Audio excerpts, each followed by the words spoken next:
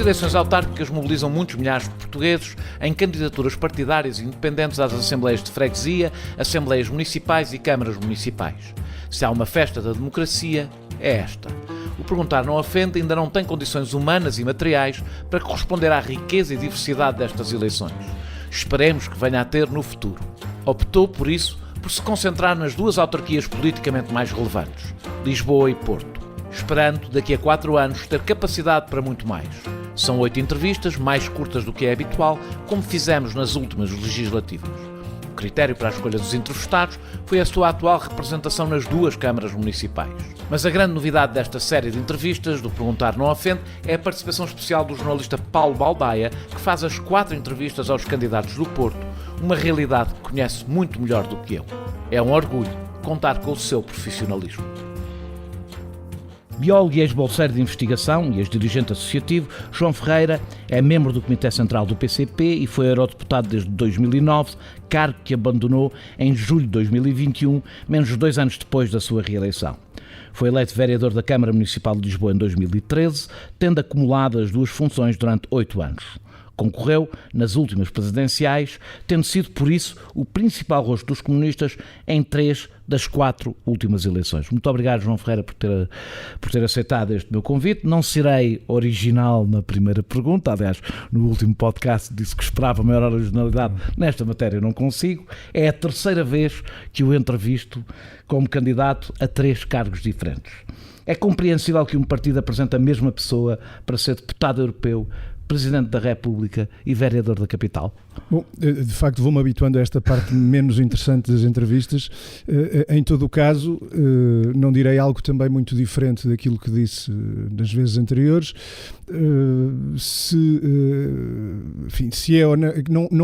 Não é algo que seja inédito, portanto certamente se der ao trabalho e se procurar encontrará outras situações. A 3 cargos seguidos não me lembro nenhuma, mas pode-me estar a escapar. Encontrará certamente, pelo menos a mim ocorre-me um neste momento e certamente que encontrará mais. Em todo o caso, vamos ver. Garcia Pereira, ocorre-me Garcia Pereira, concorreu a tudo, mas não quero compará-lo com Garcia Pereira. Não era nesse que estava a pensar. Não era nesse que estava a pensar. Não, mas o que tenho dito é que eu gosto e acho que é devido um escrutínio por cada uma dessas batalhas que travei e pelo trabalho que fiz nos casos em que fui eleito. Acho que esse escrutínio é devido, eu não o temo, pelo contrário desejo, seja como vereador na Câmara Municipal de Lisboa, seja como deputado ao Parlamento Europeu, como Presidente da República não desempenhei o cargo, mas seja como vereador, seja como deputado ao Parlamento Europeu, eu desejo esse escrutínio, eu creio que é fundamentalmente por aí que qualquer julgamento deve ser feito. Nós temos do entendimento deste tipo de cargos algo que se afasta um bocadinho de uma visão excessivamente pessoalizada que outros partidos terão. A nossa intervenção, a intervenção da CDU é uma intervenção que em grande medida é coletiva e aquilo que eu fiz no Parlamento Europeu, como aquilo que fiz na Câmara Municipal de Lisboa nestes últimos 8 anos, assentou em grande medida num trabalho desse grande e generoso coletivo que é o da CDU, que para o bem e para o mal, levou a cabo um trabalho, tendo-me a mim como talvez o rosto mais visível desse trabalho, mas um trabalho que não teme comparações com nenhuma outra força política. Mas a minha questão não era tanto essa, não é tanto a sua capacidade de fazer as duas, como Presidente da República não foi, a questão não se põe, a minha questão é se isto não passa uma imagem de esgotamento do próprio partido na capacidade de encontrar rostos diferentes, com experiências diferentes, com vidas diferentes, etc. Estamos a falar de 3 eleições muito próximas umas das outras. Não, eu creio que não, até porque isso é contrariado, essa conclusão é contrariada pela realidade, que é o mesmo partido, ou a CDU, se quiser apresentar num conjunto de outras eleições, e nas autárquicas isso é particularmente visível, porque estamos a falar de 308 eleições, rostos novos e de gente que igualmente tem revelado em várias áreas nas quais tem tido intervenção, seja em funções institucionais ou não institucionais, enorme competência e qualidades que eu creio que desmentem uma disponibilidade de quadros, de rostos, de gente que desmente completamente essa conclusão. Ficará no lugar até ao fim do mandato ou abandonará a meio, como acabou de fazer com o lugar de eurodeputado? Eu cumpri 2 mandatos completos como deputado ao Parlamento Europeu e completei 2 anos do terceiro mandato. Aliás, não levou até ao fim de qualquer não foi também o primeiro caso em que isso aconteceu. De qualquer forma, é assim que eu estou a acho que 12 anos como deputado ao Parlamento Europeu é um período de tempo mais do que razoável para simultaneamente poder aproveitar em benefício do trabalho que desenvolvi e alguma experiência que acumulei, mas também dar lugar a outros exatamente para contrariar a ideia que aqui acabou de enunciar de que são sempre os mesmos, não são, e neste momento o PCP tem 2 excelentes deputados no Parlamento Europeu e que são caras porventura não tão conhecidas, mas que estou convencido que certamente virão a ser. Como vereador na Câmara Municipal de Lisboa, completei 2 mandatos por inteiro e o compromisso que assumo nestas eleições é de cumprir o terceiro, se bem que espero não como vereador, uma vez que me candidato a Presidente da Câmara Municipal, mas em qualquer circunstância a perspectiva é a de cumprir o mandato. Foi assim em 2013, voltou a ser assim em 2017 e foi isso que aconteceu. Até porque os mandatos autárquicos não são tão longos quanto os mandatos no Parlamento Europeu. Não? No debate, a SIC demonstrou disponibilidade para ter um pelouro em Lisboa. Quais são as condições que não se verificaram em 2017 para que isso aconteça? A minha disponibilidade e a minha vontade é para exercer o cargo a que me candidato, que é o de Presidente da Câmara Municipal de Lisboa. Não há uma espécie de direito divino que a uns é outorgado e a outros não, que faz com que só uns possam ser candidatos a Presidente da Câmara Municipal de Lisboa. Aliás, eu faço questão nestas eleições de me dirigir a todos, independentemente das opções eleitorais que fizeram no passado, as oportunidades que tivemos. Infelizmente não foram muitas, eu espero que possam vir a ser mais, mas as oportunidades que tivemos de confrontar visões da cidade, discutir os problemas da cidade e discutir as soluções que cada um apresenta, eu acho que confirmaram que a CDU está nestas eleições preparada, para além de disposta, está preparada, tem capacidade para disputar e para assumir todas as responsabilidades em Lisboa, incluindo também a presidência da Câmara Municipal. O projeto que temos, aquilo que contrapomos ao que tem sido a ação da atual maioria na Câmara Municipal de Lisboa, uma presidência PS com o apoio do Bloco de Esquerda nos últimos 4 anos. Aquilo que temos apontado como projeto e soluções alternativas face àquilo que tem vindo a ser posto em prática, sem deixar de convergir com tudo aquilo que de positivo foi conseguido em Lisboa, ou convergir, ou até muitas vezes houve muita coisa que resultou de iniciativa da CDU, mesmo não tendo a CDU pelouros no Executivo Municipal. Para além da história que a CDU tem em Lisboa, a CDU já teve responsabilidades diretas no governo da cidade, a CDU mesmo antes disso... Com acordo com o Partido Socialista. A CDU mesmo antes disso, houve um tempo em que teve mais vereadores em Lisboa do que teve o Partido Socialista. Portanto, eu creio que quer a história, quer o que é hoje o presente da intervenção Só não respondeu à minha pergunta. O que é que não se verificou em 2017 que se pode verificar se não ganhar a Câmara? Eu acho que a pergunta apoca aquilo que são as nossas intenções e as nossas ambições. Não apoca, porque eu perguntei ao Presidente da Câmara, eu perguntei ao atual Presidente da Câmara se ficaria como vereador se não ganhasse as eleições. Não. Portanto, depreendo que qualquer um pode não ganhar as eleições. Mas a mim perguntou logo se eu aceitaria um pelouro como vereador. E eu, situados os nossos objetivos, eu passo à resposta seguinte, que é candidatando-me eu a Presidente da Câmara Municipal de Lisboa, sentindo que a CDU tem condições nestas eleições para disputar e para assumir todas as responsabilidades, evidentemente que assumimos com naturalidade a possibilidade disso não vir a acontecer e da CDU não ser a força mais votada em Lisboa. Aí, aquilo que faremos, aquilo que fizemos e que faremos, que não é muito diferente daquilo que a CDU faz noutras zonas. Nós valorizamos muito esta característica do poder local democrático e das câmaras municipais, dos executivos municipais, que são por natureza plurais, ao contrário da ideia que algumas pessoas têm, fazem parte do executivo municipal todas as forças políticas que elegem vereadores. É uma coisa um pouco híbrida e estranha portuguesa, mas pronto. É uma coisa muito rica e que se tem revelado ter um enorme potencial, talvez não todo ainda plenamente explorado, mas a CDU tem defendido esta natureza plural dos executivos municipais e contribuído para ela, como quando é maioria, tem por hábito chamar vereadores da oposição a assumir pelouros.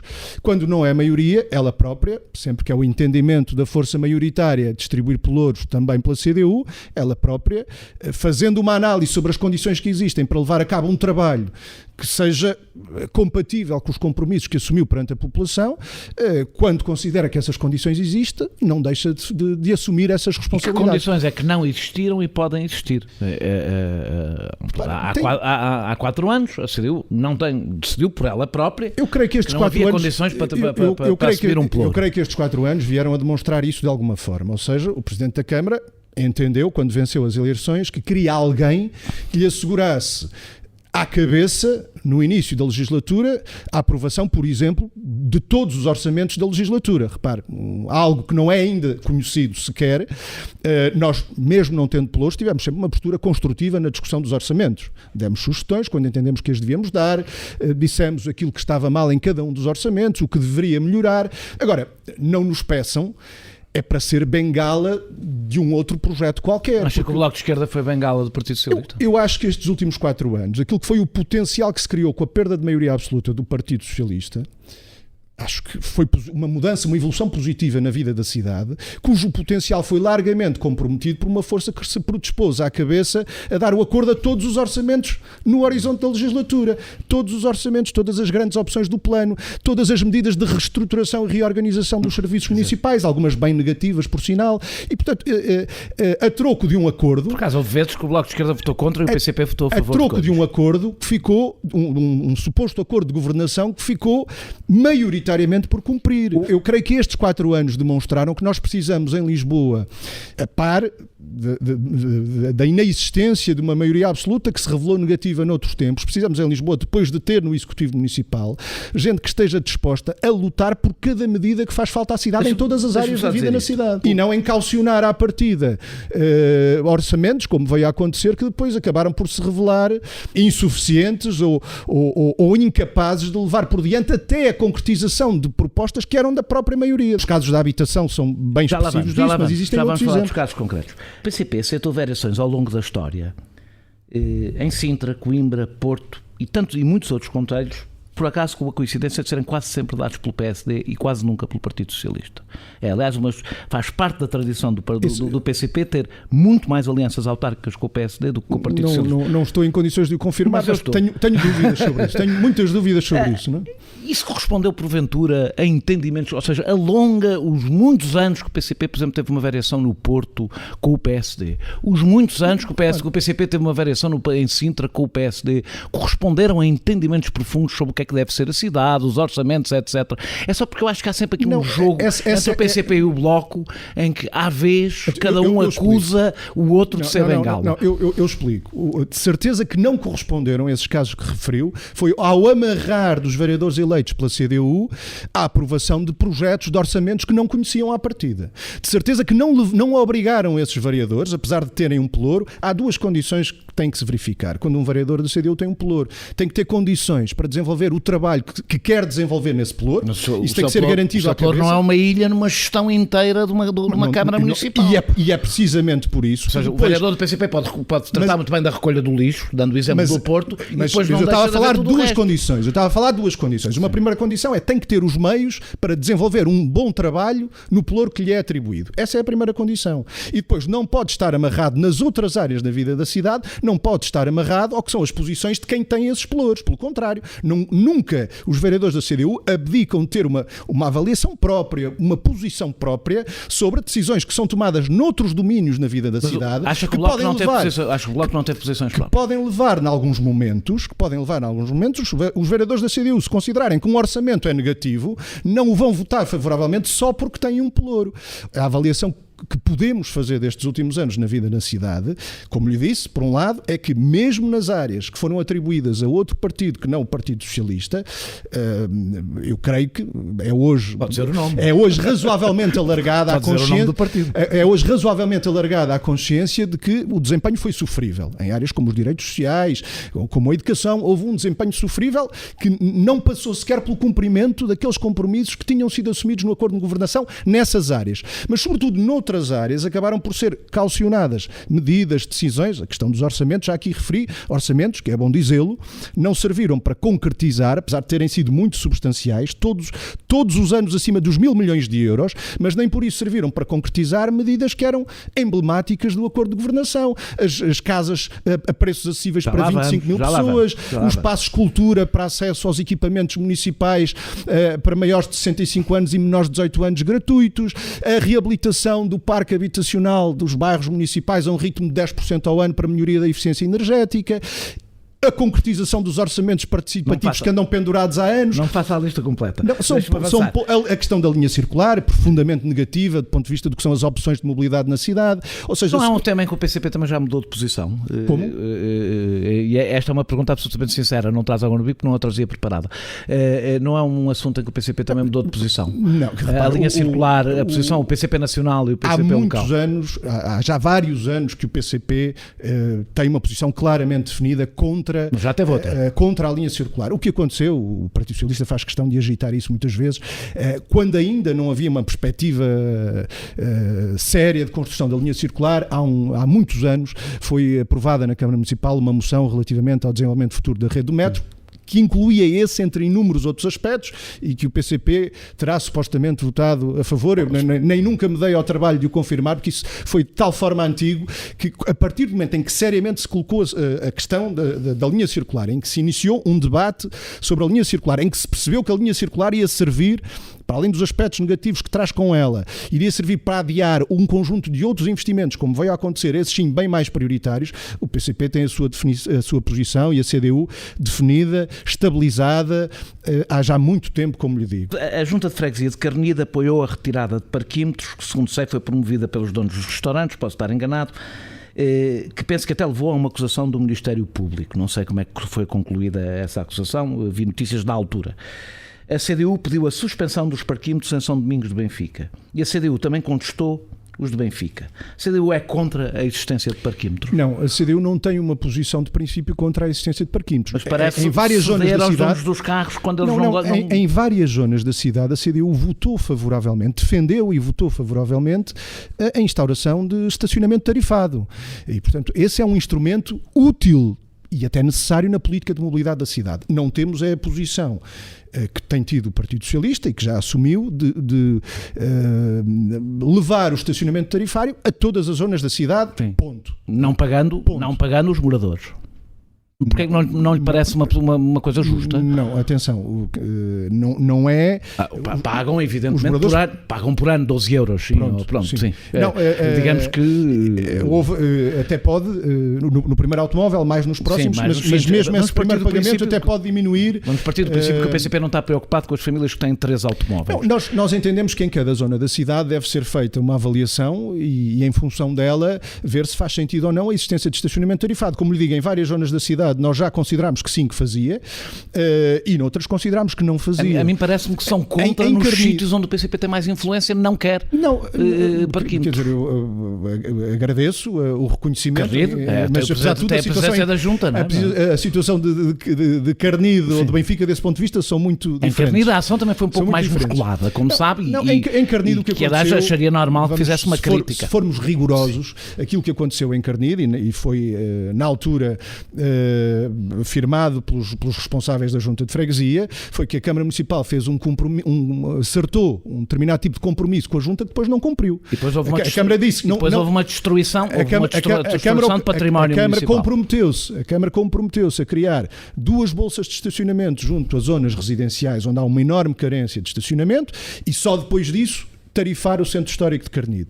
A Câmara avançou para a tarifação do Centro Histórico de Carnide sem criar as duas bolsas de estacionamento como se tinha comprometido. Os parquímetros, como nós sabemos, criam mais lugares, não retiram, ou seja, porque como as pessoas de fora não podem estacionar, as pessoas de dentro ficam com mais lugares, não ficam com menos. Por isso é que eu falei dos restaurantes, porque a mim parece-me que aquela resistência teve sobretudo a ver com os restaurantes que não queriam que os seus clientes tivessem que pagar estacionamento ali. Não, vamos ver, existe hoje o que eu creio que é um conflito até de alguma forma perverso na política de mobilidade na cidade e que tem muito que ver com essa opção de maximização das receitas da EML, estendendo o estacionamento tarifado indiscriminadamente a toda a cidade. Para pagar transportes públicos, parece uma política de esquerda.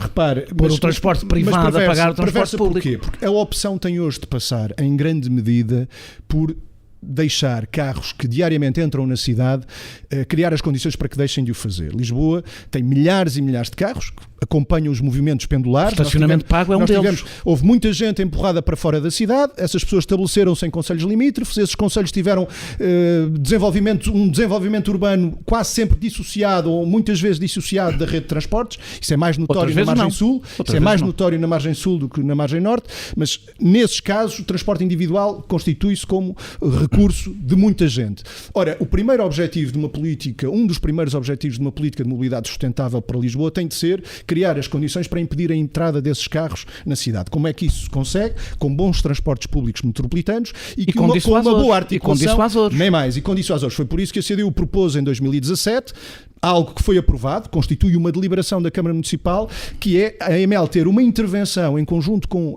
outros municípios limítrofes no sentido da criação desses parques de estacionamento dissuasores, desejavelmente fora dos limites da cidade, na pior das hipóteses. Se as pessoas não tiverem que pagar estacionamento, levam o carro, porque é mais confortável ir de carro do que de transporte público. Nós temos de criar as condições. Também tem custos, não é? Nós temos de criar as condições para que as pessoas que hoje recorrem ao transporte individual o possam fazer na menor extensão possível, ou seja, quem possa prescindir dele pura e simplesmente deve fazê-lo. Isso consegue-se novamente com bons transportes públicos à escala metropolitana.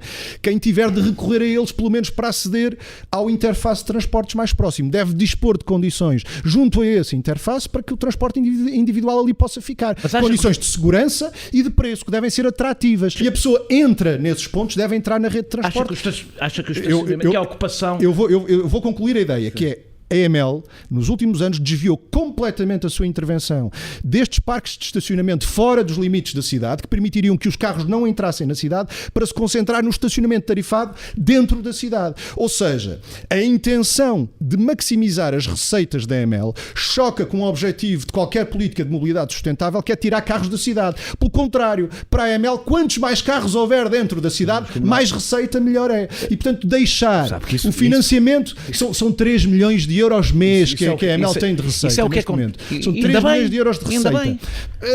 Certo, ainda bem, serve para financiar políticas públicas. Certo, mas devia pegar algumas dessas receitas. Foi o que nós defendemos em 2017.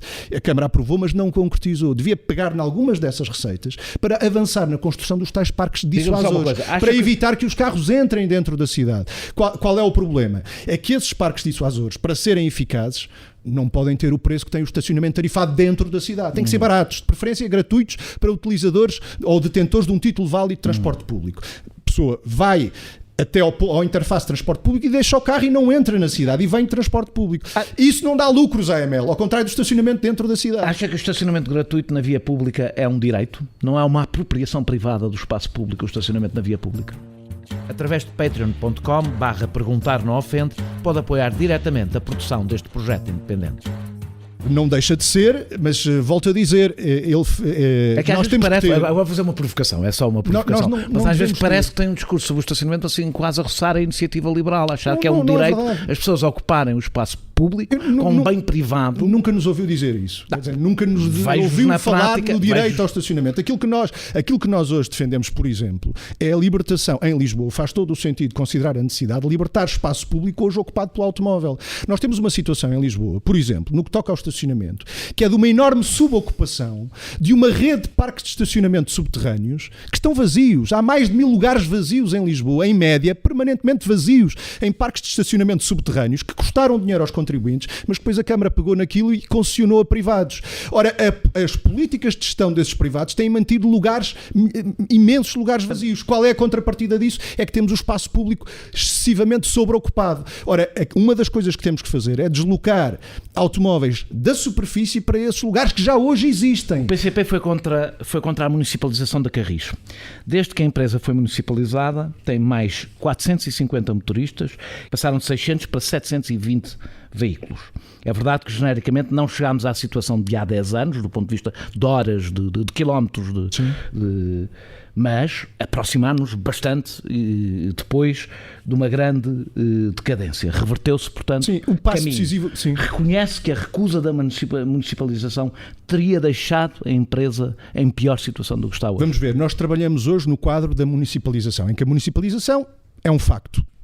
E é nesse quadro que nós trabalhamos. Eu não perguntei se quer reverter. Nós nos últimos anos um escrutínio das posições passadas. Certo, também, nós nos últimos anos, e será assim nos próximos, temos N propostas para a melhoria do serviço prestado pela Carris que se aplicam no quadro da municipalização. Porque é que nós entendemos que a municipalização não era a solução mais adequada? A Carris é uma empresa que desde logo desenvolve a sua atividade em mais do que um município, não apenas em Lisboa. Não é verdade que à época desenvolveu em 6 municípios da área metropolitana. Como sabe, é verdade marginalmente. É verdade que só marginalmente, mas até desse ponto de vista, no nosso entendimento, haveria potencial para a Carris se vir a tornar um grande operador metropolitano. Depois, a Carris, como uma grande empresa que tem custos operacionais hoje que rondam os 100 milhões de euros, há não muito tempo rondavam os 100 milhões de euros, a Carris tem hoje uma indenização compensatória da Câmara Municipal, ou seja, o pagamento pelo serviço público que anda à volta dos 30 milhões de euros, ou seja, 30%, grosso modo, do que são os custos operacionais. Nós estamos abaixo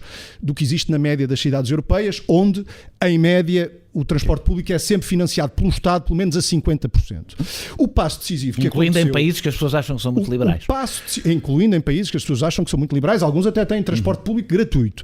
Aquilo que aconteceu em Lisboa, o passo decisivo para a melhoria que nós registámos nestes últimos anos, foi o resgate da concessão privada. Por a coisa, sim. E a CDU teve um contributo, como sabe, decisivo para isso, determinante para isso. Como sabe, a concessão privada nem chegou a acontecer. Portanto, vamos chegou a acontecer. Aconteceu formalmente, houve uma reversão, teve de haver uma reversão. Não é, percebe o que eu estou a querer dizer. Os privados nunca chegaram sequer a dirigir a Carris. Sim, mas tivemos um governo que entregou a uma multinacional estrangeira a Carris e o Metro. É verdade. Não vamos esquecer isto. Mas a verdade é que a Carris... Se essa solução não tivesse sido alterada, eu já lá vou à questão. Só por isto, é porque isto não é um pormenor.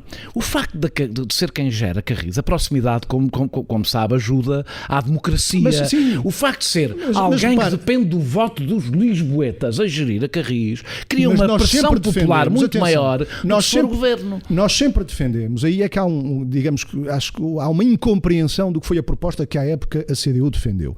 Nós sempre defendemos que os municípios devem ter o papel determinante em aspectos práticos de funcionamento da rede, na determinação da conformação da rede. Determinante é mandar, não é? Determinante é mandar, mas também na fixação do serviço, dos horários, dos percursos.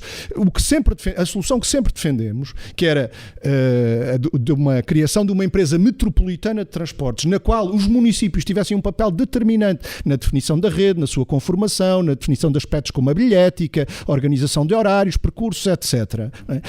Mas permitindo um outro músculo do ponto de vista do financiamento, que mesmo uma Câmara como Lisboa, como estes anos demonstraram, fica aquém daquilo que era necessário para assegurar uma melhoria mais rápida do serviço prestado. O Daniel disse aqui uma coisa que é muito verdade. Nós estamos ainda hoje, apesar da melhoria que verificámos nestes últimos anos, 4, 5 anos, nós estamos ainda hoje aquém do que era o serviço prestado pela Carris há 10 ou há 15 anos. Estamos a ficar próximos, por acaso, do ponto de vista... Estamos a caminhar nesse sentido, mas estamos aquém. Ou seja, e sobretudo, estamos com um nível de esforço público no pagar os custos operacionais da empresa que estão aquém daquilo que é a média dos países europeus. Como sabe, os transportes coletivos do Barreiro são municipais. Eu fico um bocadinho com a sensação que para o PCP não há problema. Também saberá que foi uma situação que não foi determinada pela CDU. Não, e como sabe, também vão para lá do Barreiro. Não funcionam exclusivamente no Barreiro. E olha que uma das razões pelas quais foi muito difícil a dado passo eles irem para lá do Barreiro, porque isso nem sempre aconteceu, e foi extraordinariamente difícil irem para lá do Barreiro, e só foram mais tarde do que podia ter acontecido,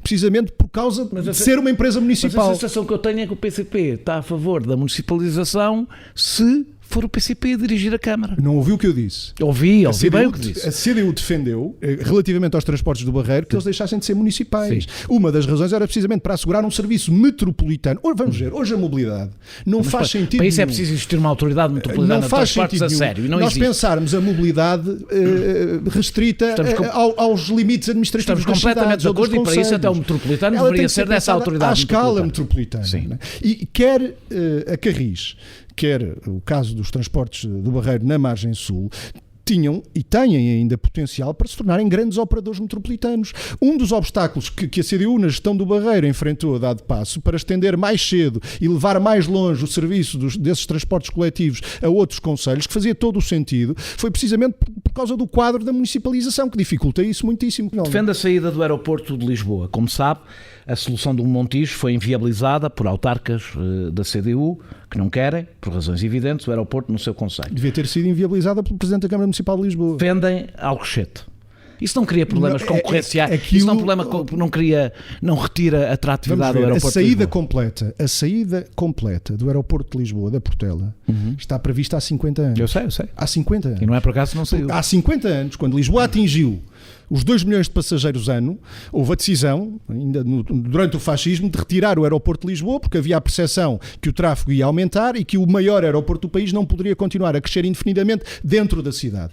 Durante 50 anos nós discutimos muito a localização, modelos de financiamento, e essa discussão arrastou-se e impediu a concretização do novo aeroporto de Lisboa. Nós estamos ao fim de 50 anos, pela primeira vez, porque é a primeira vez que isto acontece com a solução Montijo, a transformar em definitivo aquilo que durante 50 anos foi assumidamente provisório. E porquê é que foi assumidamente provisório? Porque de facto é uma aberração e é um anacronismo que nós não vemos em nenhuma outra capital europeia, termos o maior aeroporto de um país a crescer dentro da cidade. Os impactos que o aeroporto de Lisboa tem hoje sobre a cidade, e repare, estou a dizer hoje, pós-pandemia, com a recuperação que estamos a ver da aviação. Nem estou a ir a 2019, quando tínhamos 700 aviões por dia a sobrevoar as nossas cabeças. As pessoas não sabem, porque nós temos interrompido, mas agora podem ouvir, nós estamos a sentir a presença do aeroporto. É um impacto brutal do ponto de vista da segurança. Felizmente na aviação os acidentes são muito raros, mas quando nós temos um fenómeno que se repete muitas vezes, o que é raro não pode ser negligenciado. E portanto sim, o problema da segurança é um problema que se coloca. Nós temos, Lisboa é o aeroporto europeu com maior concentração de pessoas num raio de 5 km a partir do aeroporto. É um problema de impacto ambiental, é um problema para a saúde das pessoas e portanto nós assumimos essa necessidade de saída do aeroporto, admitimos que seja faseado, até para compaginar melhor esse objetivo com as questões do investimento e da mobilização de recursos que é necessário, embora eles sejam fundamentalmente assegurados ou devam ser fundamentalmente assegurados pela ANA, pela empresa que faz a gestão dos aeroportos, porque foi sempre assim e não pode deixar de ser assim. Agora que a ANA está nas mãos de uma multinacional estrangeira, não pode deixar de ser assim. Quanto mais não seja, se necessário for, temos de recuperar o controle sobre essa empresa para assegurar que é com os lucros da ANA que nós construímos o novo aeroporto. E construindo o novo aeroporto no Campo de Tiro de Alcochete, que é a solução só mais bem estudada de todas as que nos últimos anos se foram aventando para possível localização do aeroporto de Lisboa, aquela é a melhor estudada, foi escolhida no fim de um processo de ampla participação, de envolvimento de entidades as mais diversas do Laboratório Nacional de Engenharia Civil, que fez o estudo final comparativo, chegou àquela decisão.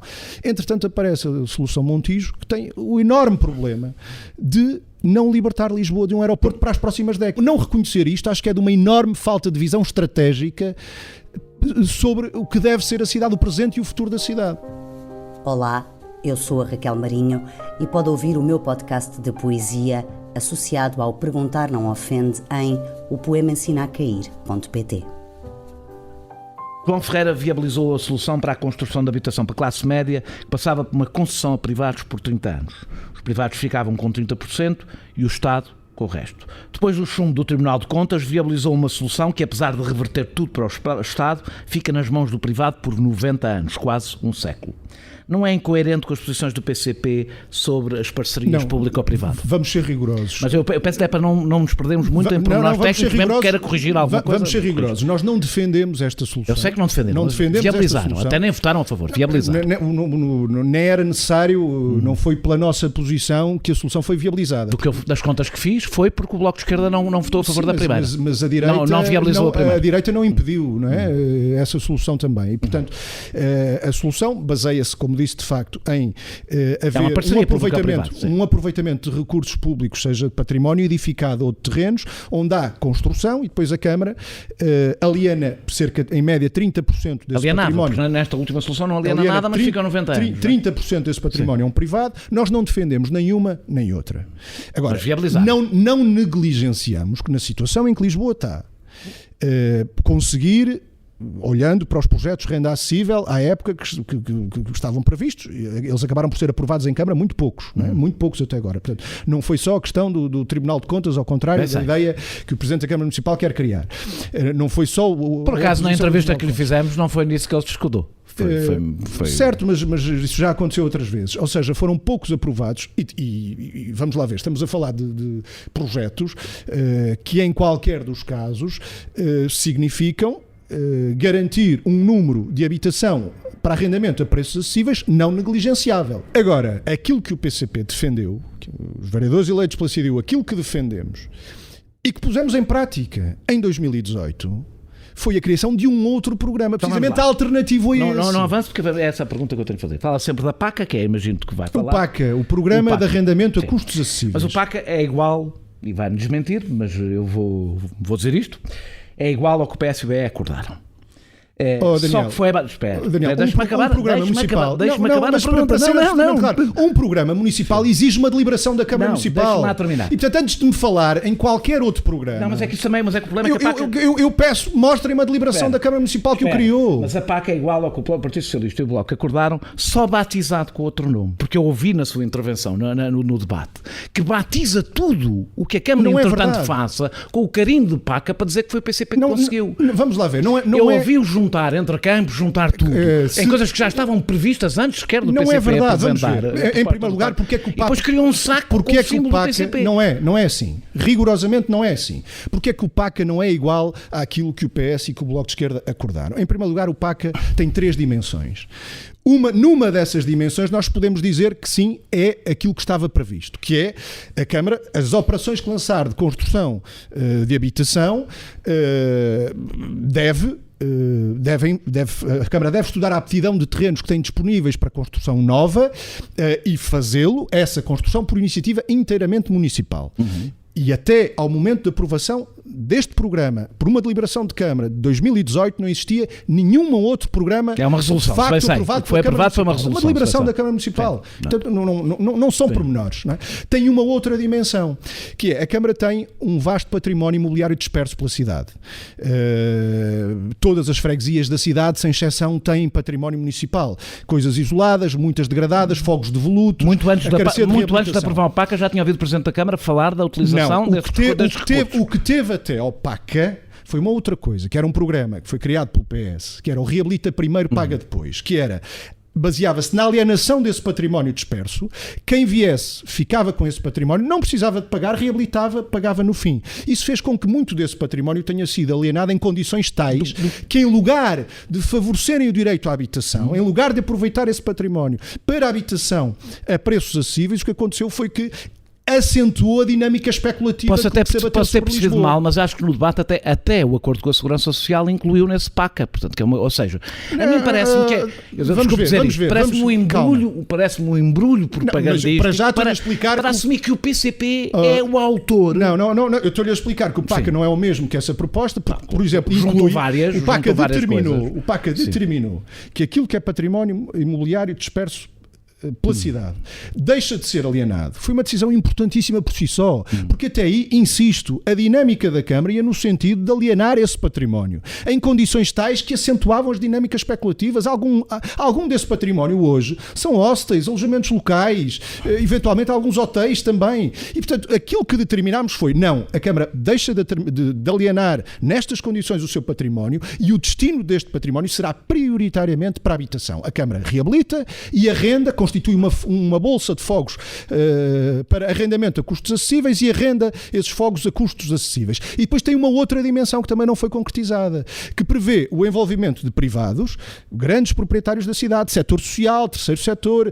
Santa Casa e PSS, que tenham património seu, que mediante determinado tipo de incentivos o possam colocar também nessa bolsa para arrendamento a custos acessíveis. E, portanto, dizer que o PACA é um mero rótulo não resiste ao conhecimento do que era a proposta. Só o pode dizer quem não a conhece.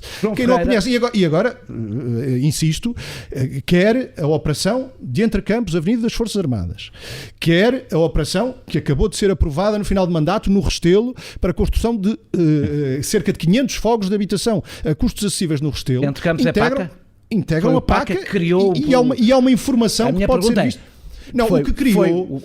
nós já ouvimos falar do Entrecampos há muito tempo. Não foi o PACA que o criou, o PACA, não é? por acaso, foi aprovado antes da operação, de ter sido aprovada a operação integrada de Entrecampos. Sim, mas já se sabia o que ia acontecer. O PACA criou um enquadramento. Ele foi aprovado antes da operação integrada de Entrecampos. Quando é aprovada a operação integrada de Entrecampos, que entre outras coisas prevê a habitação a preços acessíveis, ela naturalmente enquadra-se no PACA. É a evolução natural das coisas. Agora, eu insisto, ignorar o PACA e agora pretender dizer que há aqui uma coisa sobre a qual a Câmara nunca deliberou, que é uma coisa nova, que é um prazo 100% público, só para esconder o fracasso que de facto não estou foi. A falar de ignorar, estou a falar de outra coisa.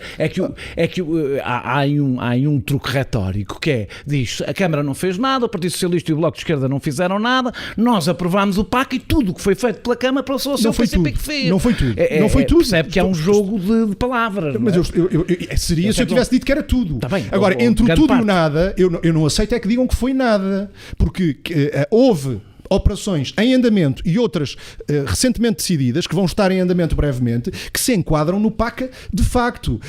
E pretender desvalorizar o PACA para esconder o rotundo insucesso, o rotundo fracasso dos compromissos que foram assumidos há 4 anos, quer pelo Bloco de Esquerda, quer pelo Partido Socialista. Eu acho que mais vezes quer atacar o Bloco de Esquerda do que o Partido Socialista. Não acho sério. Nesta entrevista acho que quer mais vezes atacar o Bloco de Esquerda. Não, eu refiro-me ao acordo. Mas isto é uma história. O acordo entre os dois previa... O Bloco de Esquerda faz o mesmo, não é? O acordo entre os dois previa que 25 mil pessoas em Lisboa tivessem acesso à habitação a preços acessíveis. O Partido Socialista previa 6 mil novos fogos de habitação a custos acessíveis, o Bloco de Esquerda 7 mil. Os dois formaram uma maioria que aprovou durante 4 anos orçamentos municipais sistematicamente acima dos 1.000 milhões de euros. 1.300 milhões de euros no universo consolidado da Câmara e das empresas municipais. Não foi por falta de recursos que não se fez mais na habitação. João Ferreira viabilizou a exoneração do funcionário da Câmara no caso do Rússia Gate. E aí a viabilização foi mesmo sua. Não teria passado sem a sua viabilização. Pelo menos nas contas que eu fiz, posso-me ter enganado, pode-me faltar aqui alguém. A exoneração das funções de coordenador de uma equipa de projeto. Não se pode haver despedimentos na função pública, portanto só pode ser exoneração. As pessoas informadas sabem que não pode haver. É bom clarificar isso. Sente-se confortável com a estratégia de Medina de culpar o mordomo? Vamos ver. O PCP disse desde o início que este caso era grave e que exigia um cabal apuramento de responsabilidades. Consideramos, ainda hoje, que essas responsabilidades não foram plenamente apuradas, porque nós percebemos, a dado passo, muito cedo, o Presidente da Câmara anunciou um relatório preliminar, a gente tende a esquecer-se que aquilo eram dados preliminares e desde então não sabemos mais nada, mas percebemos... Mas contou com a ajuda do PCP. Só com esses relatórios preliminares percebemos que o problema ia muito além das embaixadas e nós sempre dissemos que é necessário apurar quer as consequências de uma prática que estava instituída na Câmara, quer as responsabilidades por essa prática. Agora, há aqui um detalhe que não é, na verdade, um mero detalhe. É que a Câmara Municipal de Lisboa, já este ano, depois de ser do conhecimento dos serviços, esta prática de envio de dados pessoais de manifestantes para entidades externas à Câmara, a Câmara recebeu um relatório da responsabilidade de um coordenador de uma equipa de projeto que apresenta à Câmara um relatório de implementação do Regulamento de Proteção de Dados que omite uma informação que era só crucial, que já era do conhecimento dos serviços, e nós estamos numa data posterior a ser do conhecimento dos serviços. Esta prática, nós estamos a aprovar um relatório que não a menciona e a decidir a recondução de um responsável da equipa de projeto que foi responsável por esse relatório.